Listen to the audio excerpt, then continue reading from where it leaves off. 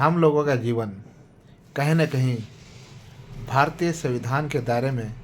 आता है और हमारा जीवन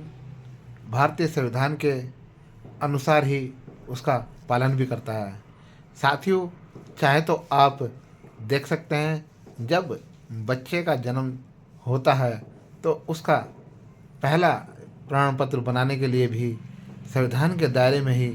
उसका प्रमाण पत्र बनाया जाता है। और उसी के साथ साथ चाहे हम शिक्षा के क्षेत्र में हों, चाहे हमें कहीं पर भी नौकरी करनी हो, या हमें किसी चीज़ की तैयारी करनी हो, या हमें कोर्ट कचहरी का मामला हो, धन संपत्ति का मामला हो, तो हमें संविधान के दायरे में ही रहकर काम करना पड़ता है। मगर साथियों, इतना होने के बावजूद भी किसी के घर में भी संविधान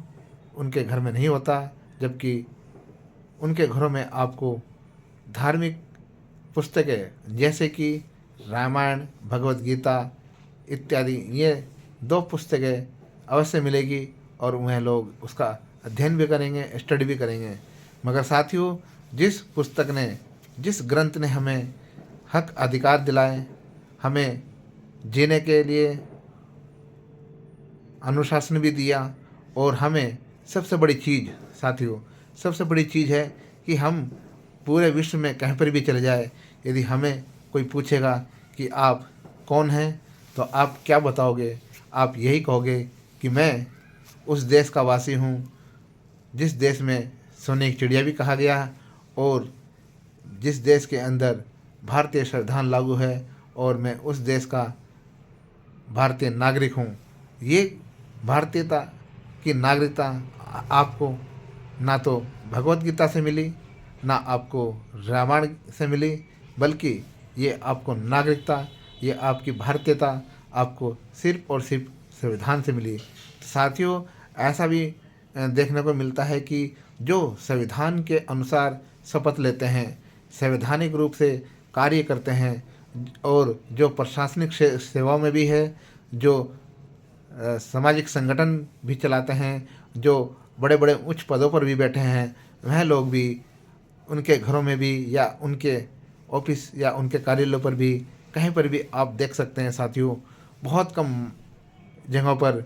बोधिसत्व डॉक्टर बाबा साहब भीमराव अम्बेडकर जी, यहाँ तक कि उनके द्वारा लिखा हुआ संविधान, जो कि हम लोगों के लिए एक अटूट ग्रंथ है, एक मजबूत ग्रंथ है, और जिसके दम पर हम लोग आज अपने अपने हर क्षेत्र में प्रतिनिधित्व हासिल कर सकते हैं। और चाहे वो उसका विरोध करने वाला हो, संविधान का विरोध करने वाला हो, चाहे उसमें कमियां निकालने वाला हो, वह भी संविधान के दायरे में आता है और उसका पालन करता है, चाहे वो कितना भी उसका विरोध कर ले। साथ ही साथ जो संविधान को मानने वाले लोग हैं, जो जिनको संविधान के माध्यम से हक अधिकार मिले, और वह लोग भी उनके घरों में भी संविधान आपको देखने तक नहीं मिलेगा, क्योंकि वह लोग आज भी मानसिक रूप से मैं आज भी इस धार्मिक व्यवस्था में उलझे हुए हैं, और उसी को मैं आज भी पालन करते आ रहे हैं। तो साथियों, हमारा यही कहना है कि हम इस देश के नागरिक हैं, हमारी इस भारतीयता हमारी पहचान है, और हमें हमारा ये जीवन है, हमारा ये जीवन कहीं न कहीं भारतीय संविधान के दायरे में रहता है, और भारतीय संविधान के माध्यम से ही हम उस अपने जीवन को उसके अनुसार चला पाते हैं। तभी हम लोग देख सकते हैं, चाहे वो कानूनी दायरे में हो, चाहे वो शिक्षा के क्षेत्र में हो, चाहे हमारा नामकरण हो, चाहे हमारा अंत में यदि हम इंसान की मृत्यु भी हो जाती है, तो जो मृत्यु प्रमाण पत्र भी मिलता है, वह भी कहीं न कहीं संविधान के दायरे में ही रहकर बना जाता है। तो साथियों, आप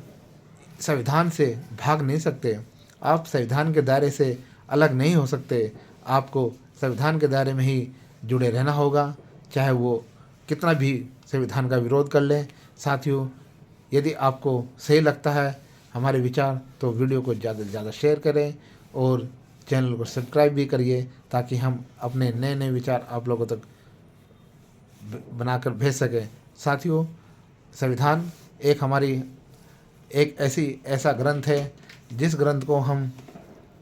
ना तो सही से सम्मान देते हैं, और ना ही हम उसका पालन करते हैं। ये भारतीय संविधान है और ये भारतीय संविधान बहुत से लोगों को आज भी अपने उन्हें भाता नहीं है। कारण कारण यही है कि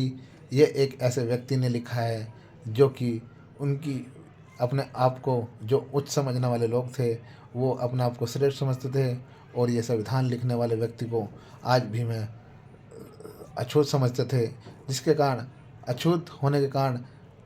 आज भी उसे मानने से इनकार करते हैं, इस संविधान को मानने से इनकार करते हैं। साथियों, चाहे कितना भी वह इसको इस संविधान के दायरे से दूर रहें, मगर वह कहीं ना कहीं संविधान के दायरे में ही है और संविधान के दायरे से वह हमेशा रहेंगे और हमेशा इस संविधान के माध्यम से ही वे विरोध भी करते हैं। और इस संविधान के माध्यम से बहुत से लोगों के जीवन बना भी है, और यहाँ तक कि महिलाओं के जीवन की तो ये एक ऐसा ग्रंथ है कि महिलाओं को इस ग्रंथ ने पूर्ण रूप से सब अधिकार दिलाए जो अधिकार कभी वर्ण व्यवस्था में महिलाओं को नहीं था। तो इससे बड़ा आपको सबूत नहीं मिल सकता और इससे बड़ा कहीं आपको मिल भी नहीं सकता। साथियों, आप देख सकते हैं कि जब देश की व्यवस्था राजनीतिक सत्ता आती है तो जितने भी प्रधानमंत्री, राष्ट्रपति, उपराष्ट्रपति, राज्यपाल या MP MLA होते हैं, ये सब इसी संविधान की शपथ लेते हैं, और चाहे जितने भी बड़े बड़े पदों पर हैं वह भी इसकी शपथ लेते हैं। चाहे वह प्रशासनिक सेवा में हो, चाहे वो राजस्व सेवा में हो, सब लोग कहीं ना कहीं इस संविधान के दायरे में रहते हैं और इस संविधान के दायरे से वे कभी दूर नहीं भाग सकते, चाहे वह कितना भी इसका अपमान करते रहें। तो साथियों, वीडियो को ज़्यादा से ज़्यादा शेयर करें, चैनल को सब्सक्राइब करें और अपने विचार कमेंट बॉक्स में ज़रूर बताएं और ज़्यादा से ज़्यादा लाइक भी करें। जय भीम, जय भारत, जय संविधान।